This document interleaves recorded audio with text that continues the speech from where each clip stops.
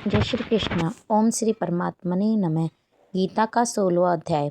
उसके उपरांत श्री कृष्ण भगवान फिर बोले, हे अर्जुन, देवी संपदा जिन पुरुषों को प्राप्त तथा जिनको आसुरी संपदा प्राप्त है, उनके लक्षण पृथक पृथक कहता हूँ।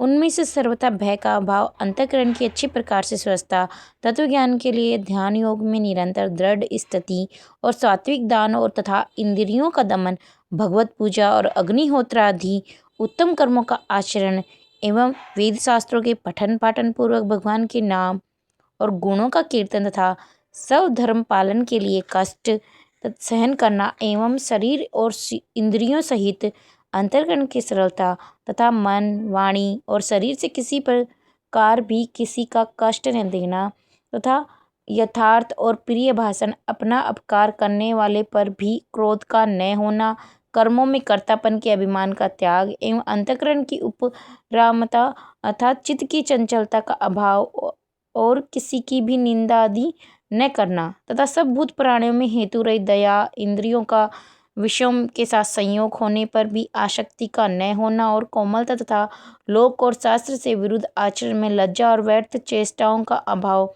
तथा तेज, क्षमा, धैर्य और बाहर भीतर की शुद्धि एवं किसी में भी शत्रु भाव का न होना और अपने में पूज्यता के अभिमान का अभाव, यह सब तो ही अर्जुन देवी संपदा को प्राप्त हुई पुरुष के लक्षण है।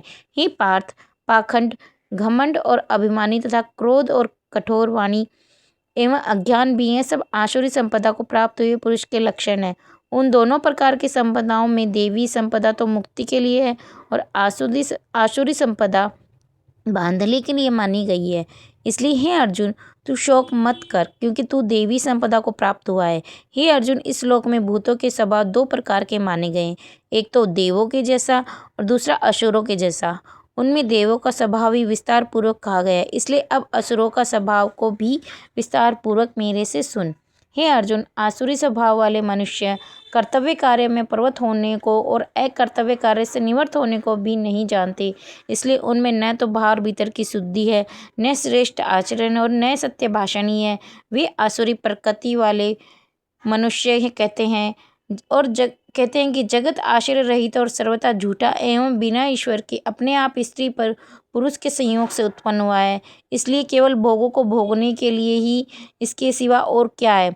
इस प्रकार इस मिथ्या ज्ञान को अवलंब करके नष्ट हो गया है स्वभाव जिनका तथा मंद है बुद्धि जिनकी, ऐसे वे सबका अपकार करने वाले कुकर्मी मनुष्य केवल जगत का नाश करने के लिए ही उत्पन्न होते हैं। वे मनुष्य दम्भ, मान और मद से युक्त हुए किसी भी प्रकार न पूर्ण होने वाली कामनाओं का आश्रय लेकर तथा अज्ञान से मिथ्या सिद्धांतों को ग्रहण करके भ्रष्ट आचरणों से युक्त हुए संसार में बढ़ते हैं। वे मरण पर्यंत रहने वाली अनंत चिंताओं का आश्रय किए हुए तथा विषय भोगों के भोगने में तत्पर हुए एवं इतना मात्र ही आनंद है जैसे मानने वाले हैं, इसलिए आशा रूप सैकड़ों फांसियों से बंधे हुए और काम क्रोध के परायण हुए विषय भोगों की पूर्ति के लिए अन्यायपूर्वक धनाधिक बहुत से पदार्थों को संग्रह करने की चेष्टा करते हैं। उन पुरुषों के विचार इस प्रकार के होते हैं कि मैंने आज यह तो पाया है, इस मनोरथ को प्राप्त होऊंगा तथा मेरे पास यह इतना धन और फिर भी यह होवेगा, वह शत्रु मेरे द्वारा मारा गया और दूसरे शत्रु को भी मैं मारूंगा।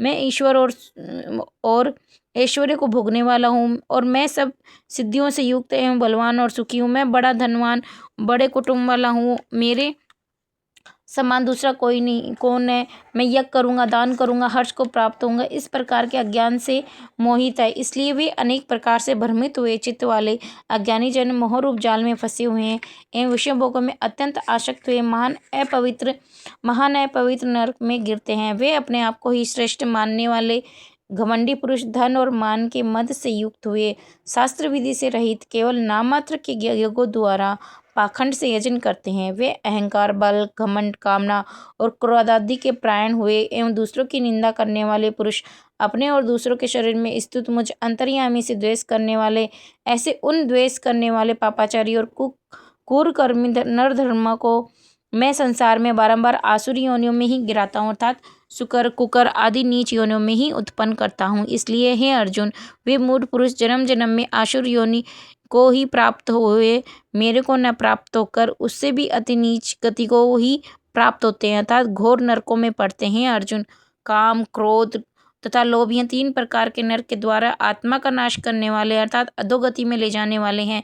इससे इन तीनों को त्याग देना चाहिए, क्योंकि हे अर्जुन, इन तीनों के नरक के द्वारों से मुक्त हुआ अर्थात काम, क्रोध और लोभ आदि विकारों से छुटा हुआ पुरुष अपने कल्याण का आचरण करता है, इससे वह परम गति को जाता है अर्थात मेरे को प्राप्त होता है।